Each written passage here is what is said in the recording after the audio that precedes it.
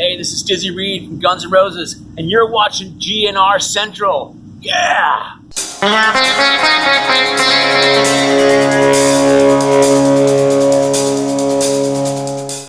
Hey everybody, what's going on, and welcome to GNR Central. And it's kind of funny how I get ideas for my videos sometimes. I was about to go to bed yesterday and an idea popped up in my head. I said, a band I should really talk about with Guns N' Roses is Jane's Addiction. I always felt that Jane's Addiction was a bit of an underrated band, an underappreciated band, but they have a pretty good history with Guns N' Roses. Like, you guys may not know that Duff played in Jane's Addiction for a short period of time.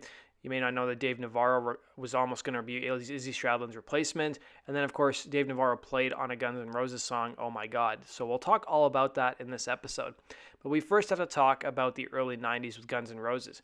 So guitarist Izzy Stradlin had basically quit the band in November of 1991, and Guns N' Roses needed an immediate replacement because they were about to tour again. So one guy that Axl brought up was Jane's Addiction guitarist Dave Navarro, who he was a big fan of. Now, they wanted him to come in and audition with the band to see if he'd be a good fit, but of course things didn't work out that way. So here's what Dave Navarro had to say about why he never joined Guns N' Roses. He said, "When Izzy left the band, Axl called me to be a member of Guns N' Roses. There are a number of reasons that it didn't work out. If I could pick one, it would be because I had my own heroin addiction. We have always had a great respect for one another." So in Slash's book, he talks a bit more about this. He says that they were supposed to meet Dave Navarro several times at the rehearsal studio, but he just never showed up because his heroin addiction was so bad.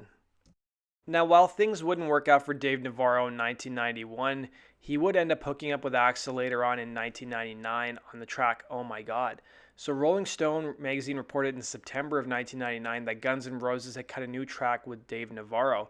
So it was the first new Guns N' Roses track in 10 years, and it was featured on the Arnold Schwarzenegger movie End of Days. So the song featured Jane's Addiction and Red Hot Chili Peppers guitarist Dave Navarro, according to sources close to the guitarist. So a spokesperson for Interscope confirmed the GNR song, which presumably featured Axl Rose back in his new band with bassist Tommy Stinson, drummer Josh Freese, and keyboardist Dizzy Reed will also be appearing on the CD alongside artists including Limp Bizkit, Rob Zombie, Creed, Everlast, Power Man 5000, amongst others. So the movie was set to hit theaters on November 24th. According to the film's music supervisor, Mark Roswell, he said it's absolutely classic Axl, but it has a lot of new elements and it fits the movie really well. So the thriller starred Schwarzenegger as an action hero out to save New York City from the devil. Ads for the movie featured the new song, will basically aired during the MTV Video Music Awards for 1999. So the track was recorded after the departure of former guitarist Robin Fink, who declined to renew his contract when it expired in August of 99 with Guns N' Roses. Sources close to the band said that all of Fink's tracks recorded over the last 2 years will be stripped from the record. It's not clear what will be replacing with them, but the Navarro sources say the guitarist was only brought in to play one song and that any extended involvement with Guns N' Roses is unlikely. Now, Axl himself was a huge Jane's Addiction fan. In fact, in the Don't Cry video, he can be seen wearing a Jane's Addiction shirt, and he's the one who placed the phone call to Dave Navarro to come down and jam with the band and see if he wanted to replace Izzy Stradlin. Now, in 1992, Guns N' Roses were on a stadium tour with Metallica. They were playing all across the States, as well as a date or two in Canada. So one of the shows they played was at Three Rivers Stadium in Pittsburgh, Pennsylvania, and during the show, Axl mentioned something about Jane's Addiction. So Axl mentioned that the only things he knows about Pittsburgh is steel, and that Terry Bradshaw, who was an ex-Steelers quarterback, used to lose him money betting on football games. Axl also says the original lineup for this tour with Metallica was supposed to be Guns N' Roses, Metallica, and Jane's Addiction, with all three bands playing full sets. Although what's funny is Jane's Addiction was broken up during this time. Fast forward now to the Velvet Revolver days, and there was a side project that Slash, Duff, and Matt, and Scott Weiland also played in called Camp Freddy. So it was like a revolving band of established musicians who played rock and roll covers at various shows across the U.S., basically between 2002 and 2014. So the band's core members consisted of Matt Sorum on drums, Dave Navarro of Jane's Addiction on guitars, Billy Morrison on guitars, and Donovan Leitch on vocals, and Chris Chaney on bass guitar. So each performance the band did featured guest appearances from many well-known musicians, including Slash, Scott Weiland, and even Duff McKagan. It was reported in 2007 that the band was going to be releasing their first record with producer Mike Klink, who reportedly recording an album which would mirror their live shows with guests performing on each track. So to date, they've only released 2 tracks, including a cover of Cheap Trick's song Surrender and Slade's song Merry Christmas Everybody. And even in 2009, Billy Morrison stated, "There will be a record one day when we all get around to finishing what we started."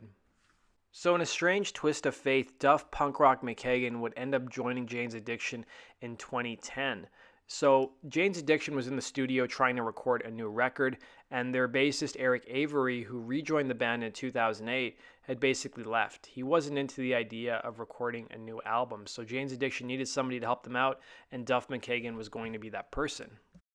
So Duff McKagan wasn't in Jane's Addiction for very long. In fact, he was only in there for about 6 months or so, and Rolling Stone reported that Duff McKagan had left Jane's Addiction, so the band had yet to announce a replacement for Guns N' Roses bassist at that time.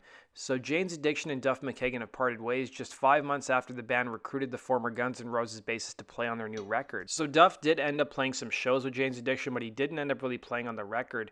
So they basically put out a statement. So Perry Farrell put out a statement saying, "We want to thank Duff for helping us write songs for our new record." Jane's Addiction said in a statement, "We love the songs we worked on with him and the gigs were a blast, but musically we were all headed in different directions." So following Duff's departure, he was going to go work on his own stuff with his own band Loaded. And Perry Farrell posted a statement on Twitter saying, "Jane's wishes Duff good luck with his band Loaded. What a fun time we all had working together." So Jane's Addiction around this time were going to be performing at the Tony Hawk's benefit concert in Los Angeles, and at that time they hadn't yet announced a replacement. Shortly after Duff's departure, Jane's Addiction frontman Perry Farrell shed him a little bit more light on exactly why he left the band. So Farrell gave an interview where he said, "I couldn't really tell you what his problem was," he said of McKagan. "You can ask him. He's calling it creative differences. I know he didn't like the idea of electronics at all.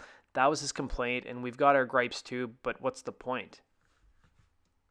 So Duff McKagan would end up giving his own version of events with Jane's Addiction. So in 2011, he was interviewed by Vanity Fair, and Vanity Fair had asked him what happened with Jane's Addiction, to which Duff responded, "Eric Avery had just left and Perry was pretty crestfallen about the whole situation. He asked me if I could come in and help them write a record. I said we could try, so we went into Perry's garage, and original Guns N' Roses drummer Steven Adler and I used to go watch Jane's Addiction at the Music Machine in LA. There wasn't a lot going on in LA back then. Flash forward 25 effing years and here I am. I talked to Eric on the phone and he said, 'You have my blessing, go.' So I went. I like trying new things and I love Perry. I've known the guys for a long time. I tried to do my best to help them out. They'd become my comrades. And Eric's departure hit them hard. We wrote some really great songs, but when I started recording with Loaded in August, I really discovered I could only do one or the other." Almost a year later, he gave an interview to Faster Louder, and he was asked once again about Jane's Addiction. Now, if you guys remember, like I said earlier, Jane's Addiction cited musical differences, and Faster Louder asked Duff, "Why did you really leave Jane's Addiction? At that time, you cited musical differences." Duff said, "I didn't actually say that. I never did the musical differences thing because I don't think it was. It was more of a service that band for a minute. And I've known those guys for a long time, and I've got to play a couple of gigs with them and help them write some songs.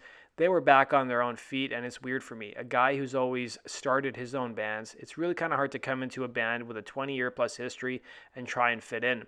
They were really trying to make me feel like I fit in, but I did my service, and I knew when it was time to say, 'I'm good. Are you guys good? I'm good.' It wasn't musical differences at all. It was just an unexplainable thing." So in 2016, there was an interview that Jane's Addiction frontman Perry Farrell did where he discussed why Jane's Addiction may be greater than Guns N' Roses. So he talked to the Wall Street Journal and he said, "One of the things I've always loved about us is that we have these lengthy songs. The songs were stories. I don't want to shoot down anything that's going on today, but to be honest with you, then we loved playing music and it's an art form. It's an art form to perform even today. If you come to the show this time around, we have a gorgeous set design, gorgeous lights, gorgeous dancers, and we basically play out these stories, these dramatic tales in music. That was our main concern and still is today. It wasn't the hit single. We were much more like the Stooges or the Velvets or the Grateful Dead. In the way that they loved playing music, we loved holding instruments and playing with each other. That was our life. We weren't looking at the radio. I gave up on the idea of being a radio band. My wife said something to me very wise. From time to time, I get a little sad and say, 'Gosh, I wish I would have sold more records or had more radio airplay.' And she said, 'When you're singing about a menage a trois and heroin, you have a limited audience. What do you expect?' My life is surrounded with great music, great people who are in it for the right reasons. I've been able to sustain regardless. We might not have sold as many records as Guns N' Roses, but I say we're every bit as great as Guns N' Roses. Some might argue we're even greater." And earlier this year, we had a new book about Faith No More come out called Small Victories, A True Story of Faith No More by Adrian Hart. So it was available to purchase on Amazon, and they had a short story about Axl Rose. So Bill Gould discussed Axl Rose and Slash confronting Faith No More while on tour about their attitude. So Faith No More opened a bunch of dates for Guns N' Roses in Europe as well as in the US when they were touring with Metallica. And Faith No More's Mike Patton was pretty disrespectful towards Axl, and he really wasn't a fan of Axl's behavior.